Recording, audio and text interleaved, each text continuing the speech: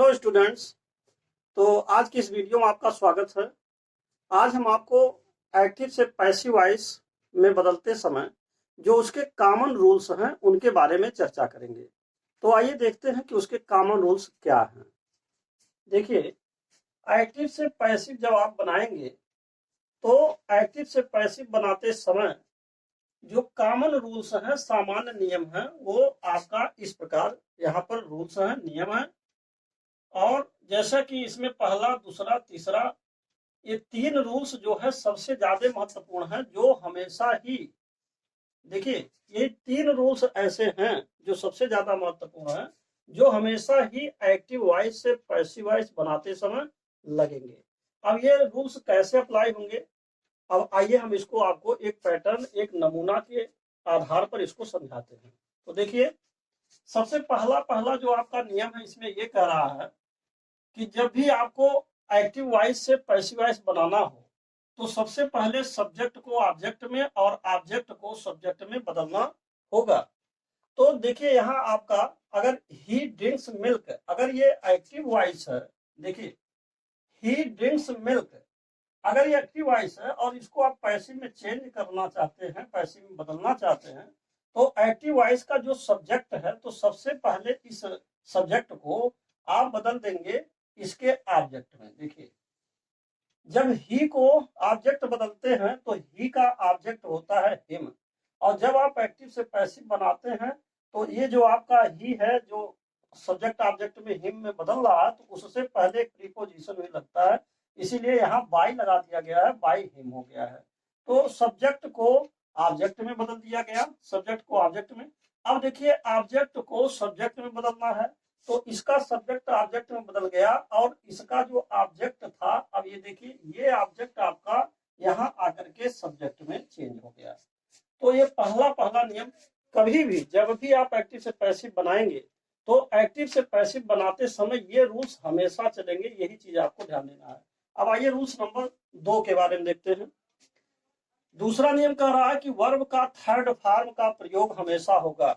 जब भी आप एक्टिव वॉइस से पैसिव बदलेंगे तो वर्ब का थर्ड फॉर्म। अब देखिए, ये आपका इसमें जो है वर्ब है, ये आपका वर्ब है, यहाँ जो डिंस आया है, ये डिंस आपका वर्ब है, इसको हम वर्ब कहेंगे।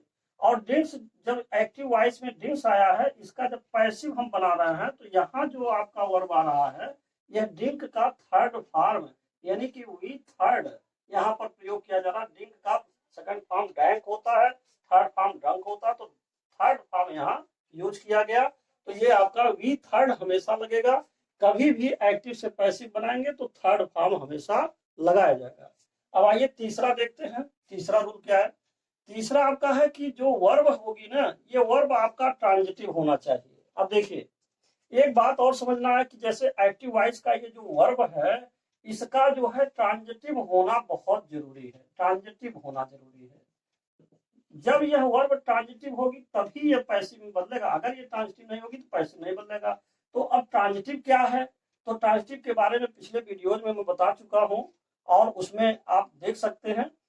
तो ट्रांजिटिव का क्या मतलब है कि ट्रांजिटिव क्रिया वह क्रिया है जिसमें आपका सब्जेक्ट और प्लस ऑब्जेक्ट दोनों का साथ होता है। कहने का मतलब यह है कि यह एक ऐसी क्रिया जो केवल सब्जेक्ट पर आश्रित ना रहे, बल्कि सब्जेक्ट के बाद भी आश्रित हो। जैसे मान लीजिए, ही ड्रिंक्स, वह पीता है, तो वह क्या पीता है? दूध पीता है।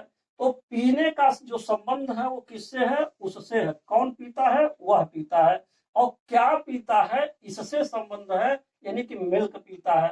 अर्थात वह, यानी कि ही जो आया सब्जेक्ट और मिल्क जो आया ऑब्जेक्ट, ये दोनों से संबंध स्थापित करने वाला जो शब्द होगा, यानी वर्ब होगा, वही वर्ब आपका ट्रांजिटिव कहलाएगा। इस प्रकार से यह सब्जेक्ट प्लस ऑब्जेक्ट बराबर ट्रांजिटिव होगा। यानी कि ट्रांजिटिव का मतलब है सब्जेक्ट और ऑब्जेक्ट दोनों को शामिल होना चाहिए, तभी जाकर के यह आपका जो पैसिव बनाएंगे, तभी यह संभव है कि ये पैसिव वॉइस बनेगा, अन्यथा पैसिव नहीं बनेगा।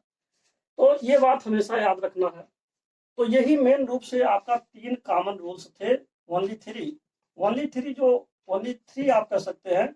यही जो 3 नियम है जो हमेशा हमेशा के लिए इसमें से लगेंगे, और ये चीज आपको हमेशा याद रखना होगा कि ये केवल 3 रूल्स ऐसे हैं जो इसमें आपका लगना है, और ये 3 रूल्स हमेशा अप्लाई होंगे एक्टिव से पैसिव बनाते समय। अब एक चौथा पॉइंट आता है, इसके बारे में मैं आपको बताना चाहता हूं कि ये क्या है। देखिए, एक्टिव से पैसिव वॉइस बनाना, जब भी आप एक्टिव वॉइस से पैसिव वॉइस बनाएंगे तो एक चीज और समझना, यह भी आपका कॉमन रूल में ही आ रहा है।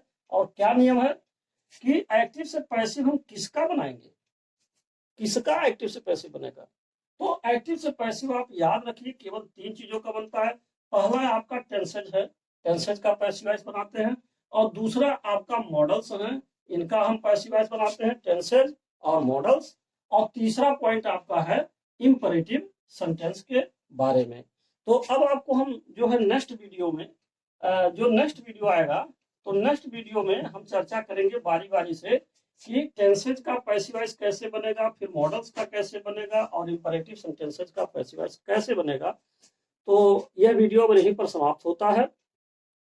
और अंत में मैं आपसे यही कहूंगा कि यदि आप मेरे चैनल पर पहली बार हैं तो कृपया मेरे चैनल को सब्सक्राइब करना ना भूलें।